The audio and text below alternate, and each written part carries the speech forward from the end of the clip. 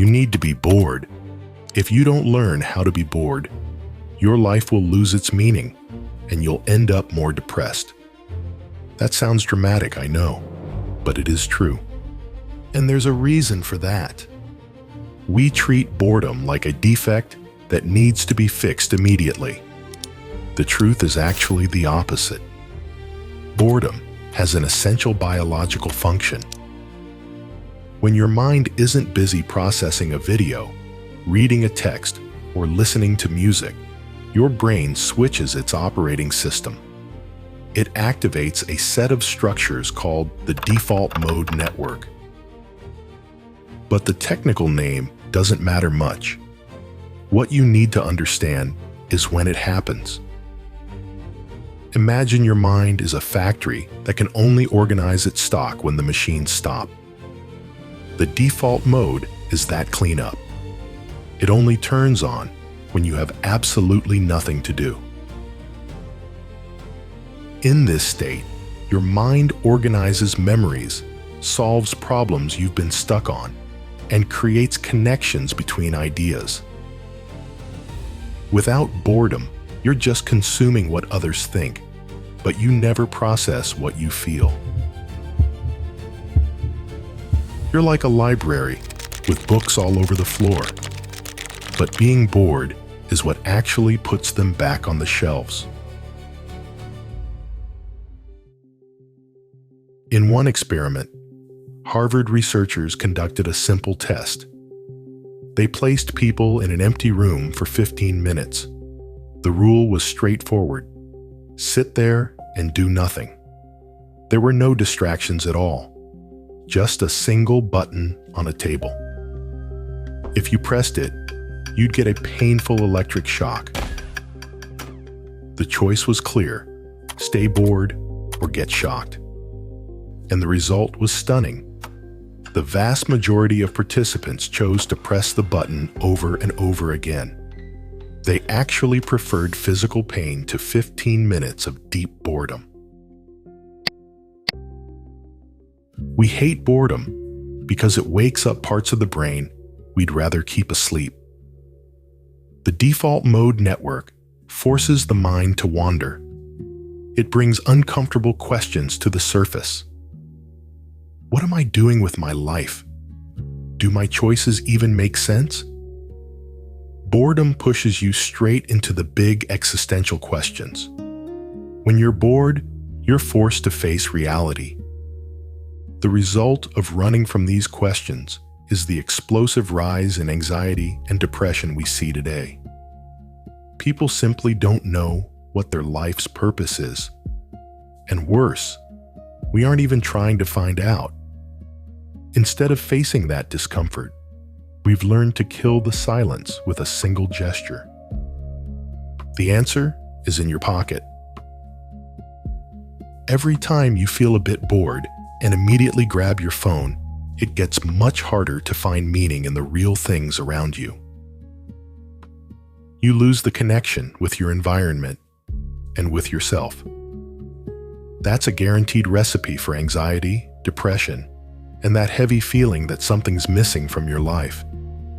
We've lost the ability to be alone with our own heads. And the worst part, we don't even notice it happening. The answers about your goals and your future only appear when you stop choking your brain every 10 seconds. So how do you fight this in practice? I've adopted 3 non-negotiable rules. Rule number 1. I cut off screen time starting at 7 in the evening. The phone never enters the bedroom at bedtime. It stays charging in the living room. That way, you go to sleep and wake up with your own mind without the immediate interference of other people. Rule number 2. Phones are strictly forbidden during meals. When I sit down to eat with my family, the devices stay in another room. We give total attention to whoever is physically there. We ignore messages from people who are far away. Being fully present with the people around you creates real, strong bonds. Rule number 3. I do long periods of social media detox. For the first few days, the silence really hurts. The brain screams for dopamine. It demands you pick up the phone to check some irrelevant notification. But trust me, the mental noise dies down shortly after. The desperation disappears. The result of this break is a tranquility you've probably forgotten even exists. The process of change starts the moment the screen goes dark. In the first few days, the void feels unbearable. You'll reach for your phone several times out of pure reflex. Your mind will create immediate excuses to check your notifications. Don't fall for it. Put it back down. 1 month is all you need. When you reach that first month of intentional exposure to boredom, your brain's biology changes. The need for a quick fix decreases. Silence stops causing panic. You start noticing simple things in your environment. You can read long texts without losing concentration by the 3rd line. Your capacity for deep focus returns to its natural state. The brain organizes ideas and resolves conflicts when it has free space to work. I'll say it again. Start today. Accept the silence. Walk without headphones. Keep the device away from your bed. Face the boredom and let your mind do the work it was programmed to do. Reclaiming your clarity and your mental health depends entirely on one basic action. Put the phone in your pocket and keep it there. Life happens in the exact space where you refuse boredom. Your attention is the most valuable resource you have, and you're giving it away for free to fill 5-minute holes in your daily schedule. Digital addiction was carefully designed to break your willpower. Accept the relapse as an initial part of the process and start over the next day. Set real physical limits for screen use. Buy an old-fashioned alarm clock and keep the phone in the living room overnight. Read a physical book instead of downloading a digital file.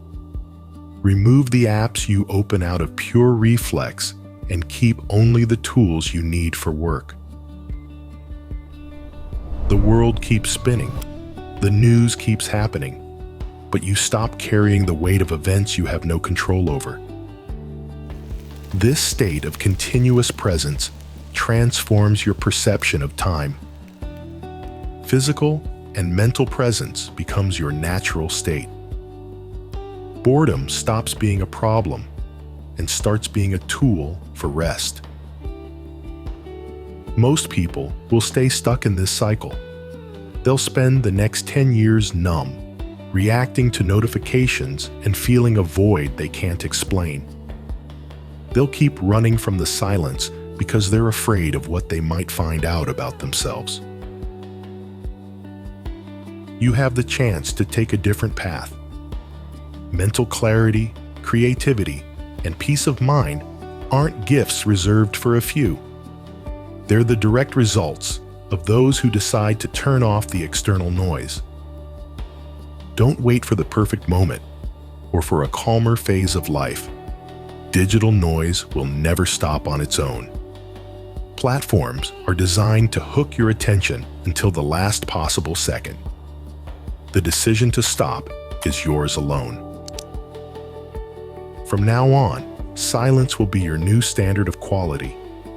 If an activity doesn't deserve your full attention, maybe it shouldn't be in your routine at all. When you stop running from the void, you stop wasting your life in 10-second fragments.